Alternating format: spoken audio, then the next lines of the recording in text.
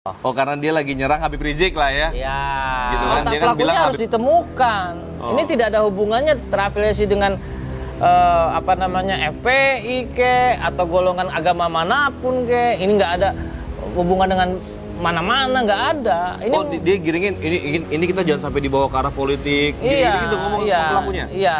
Maksudnya, Ini maksudnya orang ngejar-ngejar orang ini. Dia ngejar-ngejar lo gitu kan, misalkan ada orang ini ngejar-ngejar lo. jangan kau pergi, Iya. jangan Terus? kau tinggalkan aku. Lo minta balikan, ini orang nggak mau Nggak gitu. mau. Ya Loh. kan, kalau gua kan nggak minta balikan sama siapa.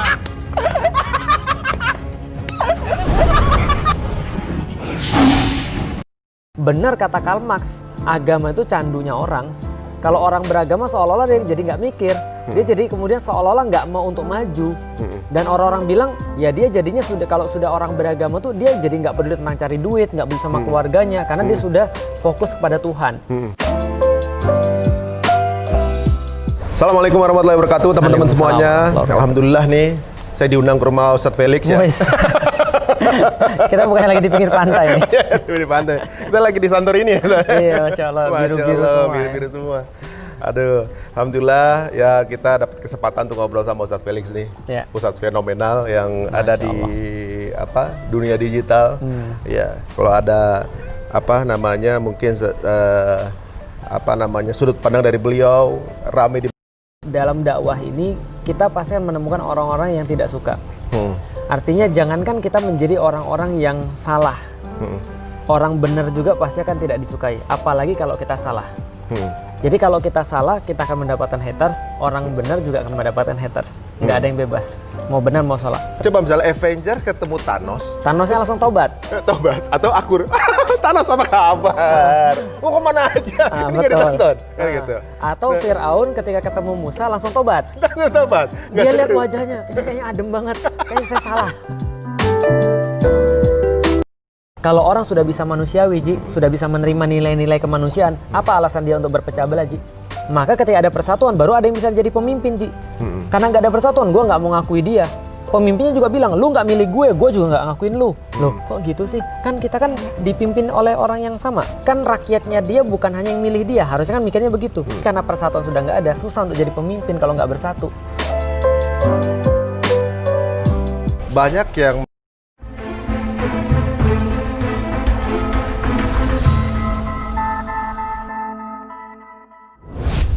Assalamualaikum warahmatullahi wabarakatuh. Waalaikumsalam warahmatullahi wabarakatuh.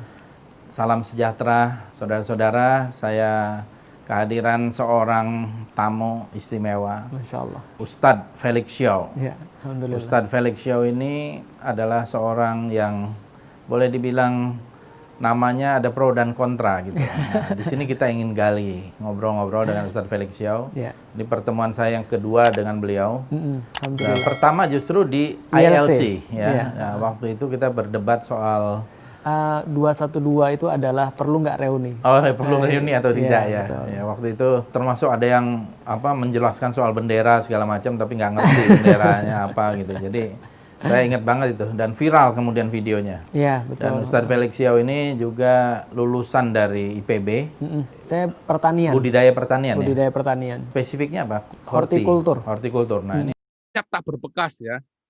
Itu padahal itu semua hanya doa dan hanya kasih liputan saja ya. Kita nggak ada kasih komentar yang saya bilang tidak boleh menyerang karena kita sedang berdoa, kita sedang mendoakan saudara-saudara kita yang ada di Lembah Tongoa. Nah sekarang itu hilang. Saya mau tunjukkan kepada Anda bagaimana itu bisa hilang tak berbekas. Itu di ban ya oleh YouTube, itu ditulis dibilang. Sebentar, saya mau tunjukkan ke Anda ya. Mana nih? Oke. Itu dibilang melanggar apa gitu deh. Saya pikir, oh jadi definisinya pelanggaran itu aneh ya. Aneh sekali. Sebentar ya. Karena ada foto yang badan tanpa kepala itu yang Itu ya foto badan tanpa kepala. Tapi yang lain nggak apa-apa tuh, yang YouTube yang lain. nah itu. Nah, Tadi ada itu. yang komentar juga di kanal-kanal lain Mm-mm. yang di Afrika atau yang dari benua lain dengan foto yang sama juga tidak dipermasalahkan. Hayya 'alal jihad. Hayya 'alal jihad. Hayya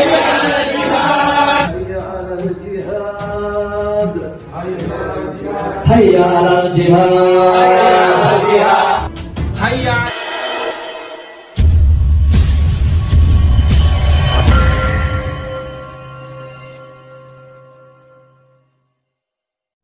إن الله وملائكته يصلون على النبي يا أيها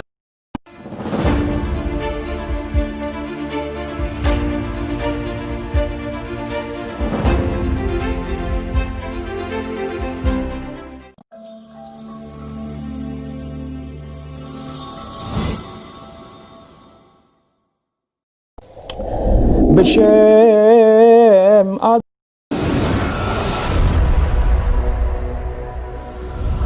Bismillahirrahmanirrahim. Assalamualaikum warahmatullahi wabarakatuh. Padahal Al-Quran ini datang dari Allah. Nggak mungkin dong bohong. Apa betul mereka kenal sama Nabi Muhammad SAW? Lalu mengatakan Al-Quran yang terakhir ini datang bahwa nama dia sudah ditulis di dalam Alkitab. Berdasarkan ayat ini. Saya melakukan pembuktian. Saya masuk Kristen. Nggak ada satu ayat pun. Ini dalil, ini bukti. Ibnu Jarir At-Tabari, apa kata dia? Wallahi, kata orang ahli kitab yang masuk Islam, ada yang ditanya mereka, kami lebih kenal Muhammad daripada anak kandung kami sendiri. Dari mana kamu tahu? Minas sifati wa na'ti allati najiduhu fi kitabina. Sifat-sifatnya kami temukan dalam kitab suci kami. Datang dia akan tersungkur. Gini saja Ustadz Abdul Somad, gak usahlah nyinggung-nyinggung Alkitab. Ustadz Abdul Somad atau biasa dipanggil UAS mengaku tidak takut sama orang yang membencinya atau haters. Ia justru mendoakan mereka supaya sehat dan panjang umurnya. Menjadi penceramah ngetop memang banyak cobaan dan rintangan.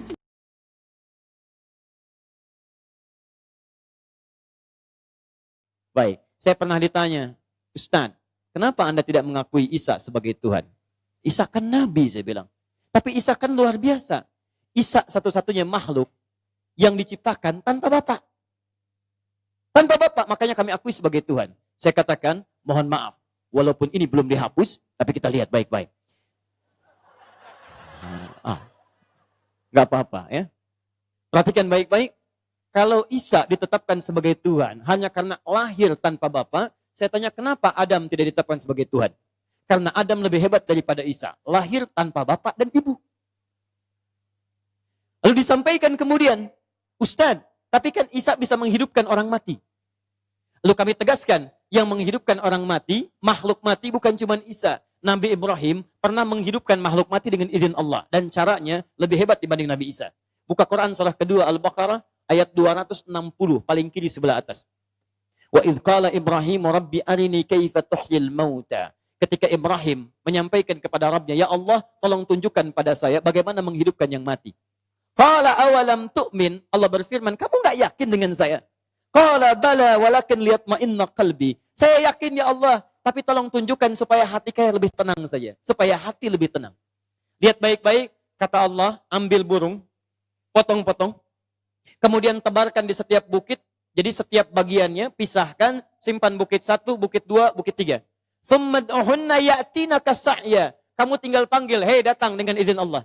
Isa manggil, hei hidup dengan izin Allah. Ibrahim manggil, hei hidup datang dengan izin Allah. Nabi Isa menghidupkan yang mati, maaf masih utuh. Ditepuk, bangun dengan izin Allah.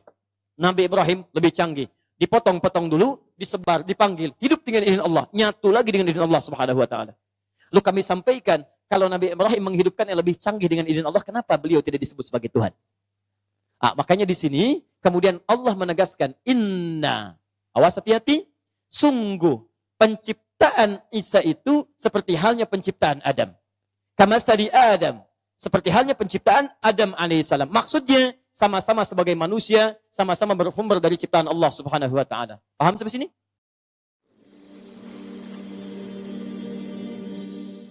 Ibnu Qayyim rahimahullah mengatakan, lanjutan bahasan kita,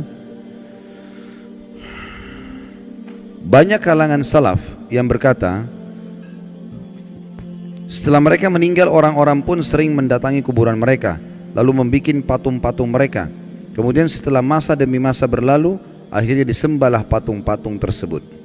Ini maksudnya penjabaran daripada tafsir tadi Al-Quran itu, ayat sebelumnya yang sudah kita baca. Tadi kita sedang membahas tafsir surah Nuh ayat 23 ya.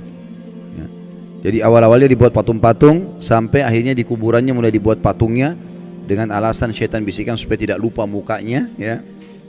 Lalu kemudian mulailah berjalan waktu, lama-lama orang jadi sembah ya. Sembah itu berarti, sembah artinya kalau kita bilang iyyaka na'budu, hanya kepadamu kami menyembah. Sembah itu tunduk, patuh, cinta ya.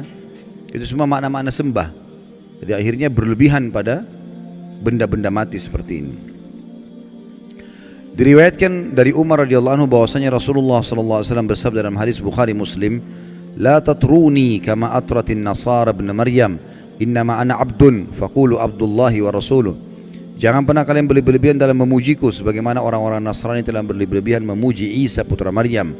Aku hanyalah seorang hamba, maka katakanlah hamba Allah dan Rasulnya ya. Jadi Nabi Isa itu dulu alaihissalam, kaumnya awal menganggap dia nabi, manusia biasa. Awalnya Hawariyun, sahabat-sahabatnya dulu begitu. Berjalan waktu, mereka mulai menganggap Isa ini manusia suci dan lahir tanpa ayah, berarti dia anaknya Tuhan. Mulai pindah ke situ, namanya gulu, berlebihan. Akhirnya memposisikan Nabi Isa alaihissalam bukan lagi pada posisinya sebagai utusan Allah saja, tapi sudah luar biasa, sampai pada tingkat yang menganggap Isa dan ibunya Maryam alaihissalam adalah Tuhan. Awalnya tidak, tapi lama-lama ke situ. Awalnya cuma oh ini orang soleh, ini nabi. Oh, akhirnya mulailah diinterpretasikan, dijabar-jabarkan. Nah ini kayaknya dia lahir tanpa ayah, berarti anaknya Tuhan nih. Nah berarti ya, supaya kita tidak lupa buat patungnya. Sekarang orang Nasrani banyak tidak sadar, mereka bukan lagi sembah Allah, bukan juga bahkan sembah Nabi Isa, tapi sembah apa? Patung. Ditaruh patung di situ. Mengatakan itu patung Nabi Isa, patung Maryam. Patung, nggak ada hubungannya sebenarnya. Tapi seperti itu. Dan apa bedanya dengan kaumnya Nabi Nuh yang tadinya buat patung, awal-awal diminta-minta, lama-lama akhirnya disembah gitu. Sementara Nabi Isa alaihissalam berlepas tangan dengan itu ya. Saya nggak tahu sudah pernah saya bacain belum dalam surah Al-Maidah ayatnya. Belum. Kita buka sekarang Al-Maidah. Kita lihat bagaimana Nabi Isa alaihissalam nanti pada hari kiamat itu kalau tidak salah di ayat 116 ya. Bagaimana Nabi Isa alaihissalam nanti dihakimi oleh Allah, maksudnya Allah subhanahu wa ta'ala akan mengajak bicara Isa di depan makhluk semuanya, terutama pengikutnya yang menganggapnya sebagai Tuhan. Sudah buka 116? Baik, saya bacakan. A'udzubillahi minasyaitonirrajim. Wa idh qala Allahu ya Isa ibn Maryam anta qulta lin-nasi ittakhiduni wa ummi ilahaini min dunillah. Qala subhanaka ma yakunu li an aqula ma laysa li bihaq. In kuntu qultuhu faqad alimta ta'lamu ma fi nafsi wa la a'lamu ma fi nafsik innaka anta 'allamul ghuyub. Dan ingatlah ketika Allah berfirman, hai Isa putra Maryam, maksudnya nanti hari kiamat nih, di depan orang-orang semua, apakah engkau mengatakan kepada manusia, jadikanlah aku dan ibuku dua Tuhan selain Allah? Maksudnya ada Tuhan lain ya, Trinitas yang mereka bilang itu. Isa menjawab alaihissalam, maha suci engkau, tidaklah patut bagiku mengatakan apa yang bukan hakku mengatakannya. Jika aku pernah mengatakan, maka tentulah engkau mengetahui apa yang ada pada diriku, dan aku tidak mengetahui apa yang ada pada diri engkau.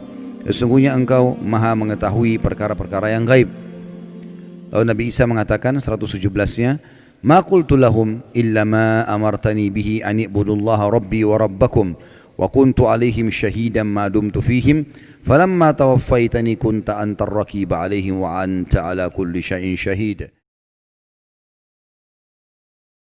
Come on, Saladin. Hey, I got a farmer who bursts out of a rock. All right, go cut trees. Heard one can create clones. Aku tidak pernah mengatakan kepada mereka kecuali apa yang engkau katakan kepadaku, yaitu sembahlah Allah Tuhanku dan Tuhan kalian.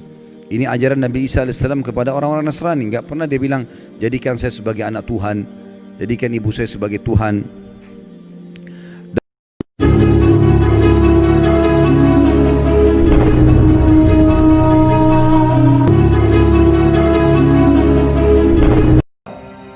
tanda-tanda kiamat itu ada besar, ada kecil.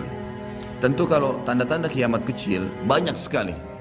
Di antaranya hadis riwayat Muslim juga yang berbunyi, kata Nabi SAW, hitunglah 6 tanda-tanda kiamat. Ini kecil.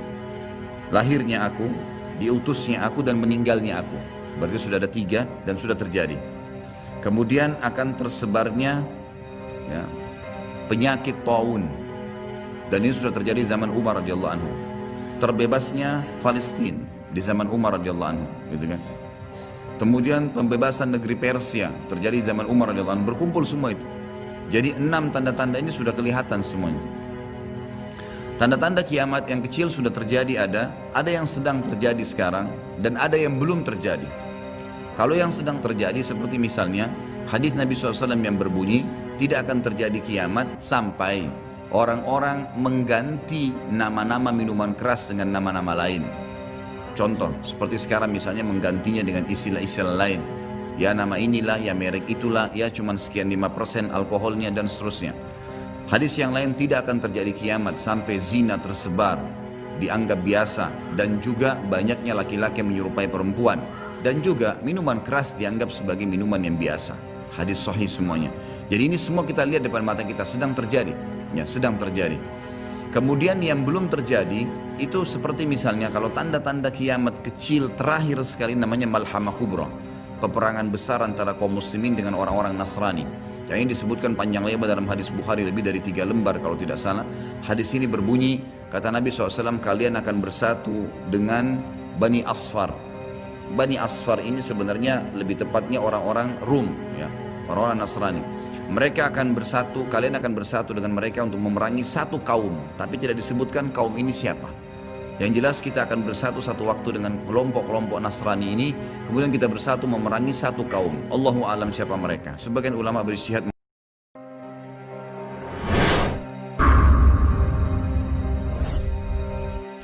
Bismillahirrahmanirrahim. Assalamualaikum warahmatullahi wabarakatuh. Ma'asyiral muslimin wal muslimat, hamba-hamba Allah sekalian yang kami muliakan. The New World Order NWO yang kita kenal dimotori oleh Illuminati dan Freemasonry punya program. Target mereka tahun 2022 jumlah populasi manusia di muka bumi ini sudah berhasil mereka batasi. Tahu tidak di angka berapa persen? Ini program mereka yang sangat menakutkan, tapi Allah Maha Pengasih, Maha Penyayang. Allah bongkar sehingga jadi ketahuan. Tidak tanggung-tanggung jumlah yang akan mereka pangkas dari manusia yang hidup di bumi ini pada tahun 2022. Menurut rencana mereka adalah 93% manusia habis. Berarti yang boleh hidup siapa? Cuma 7%. Menyanyi sambil terbang dengan ikatan harness seperti yang dilakukan malam. Kebayang gak tuh? Pernah ditayangkan di kartun The Simpsons. Yo gang, tekan tombol subscribe gang. Hey yo J gang, what's good? Welcome back to Kamar Jerry. Selama 30 musim mengudara, The Simpsons ternyata melibatkan 116 pengarang cerita. Bayangin tuh, cerita yang terdapat di dalam The Simpsons itu nggak cuma dari satu otak, jadi dari banyak otak, yaitu 116 orang pengarang gitu. So, terlalu banyak isu di sana. Semua kejadian-kejadian yang difilmkan di film kartun The Simpsons ini itu bisa persis sama terjadi setelah 10 tahun kemudian. Jadi kayak apa ya? Kayak mereka tuh semacam mempunyai mesin waktu, jadi mereka bisa memprediksi apa yang terjadi di masa depan. Oke, pasti kalian penasaran apa aja sih yang diprediksi atau fakta-fakta menarik yang telah diramalkan oleh kartun The Simpsons dan benar-benar terjadi di masa depan. Langsung aja kita bahas.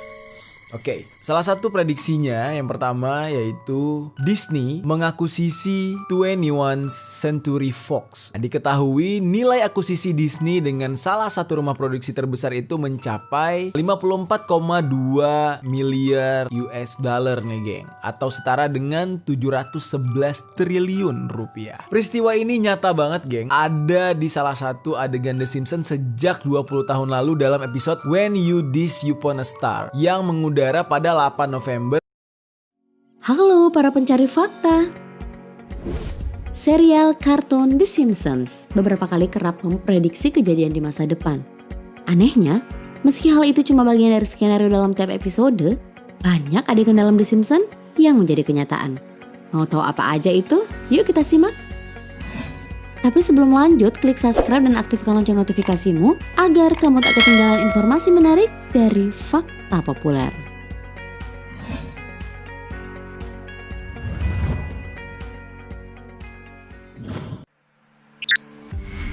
Virus Ebola. Virus Ebola pernah menjadi pemberitaan dunia karena telah memakan banyak korban di benua Afrika. Kasus ini kemudian dikaitkan dengan salah satu episode The Simpsons tahun 1997. Hidung mampet, Vicks Inhaler, hidung lebih plong.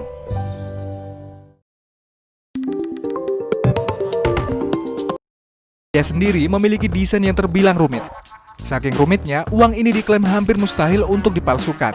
Nggak cuma itu aja, karena uang ini juga tahan air, kelembapan, hingga tahan terhadap kotoran. Selain itu, uang ini juga dibuat dengan bahan yang tidak biasa. Kalau uang rupiah dibuat dengan kertas dari serat kapas, uang dolar Australia ini dibuat menggunakan bahan polimer, serta dilapisi lilin. Dan hasilnya, uang ini bisa bertahan 2 hingga 3 kali lebih lama dibanding uang biasa. For your info nih gengs, uang kertas rupiah umumnya akan lebih cepat mengalami kerusakan dan akan dihancurkan oleh pihak Bank Indonesia. Bahkan setiap hari, BI bisa menghancurkan uang kertas yang sudah tidak layak hingga 2 miliar rupiah. Sementara uang dolar Australia ini lebih awet 3 kali lebih lama dari uang rupiah. Nah, biar lebih jelas, sebagai contohnya kita akan lihat kecanggihan uang kertas Australia di pecahan uang 5 dolar. Bisa kamu lihat secara sekilas, uang ini memiliki desain yang cukup keren. Selain itu, uang ini juga dilengkapi berbagai fitur canggih,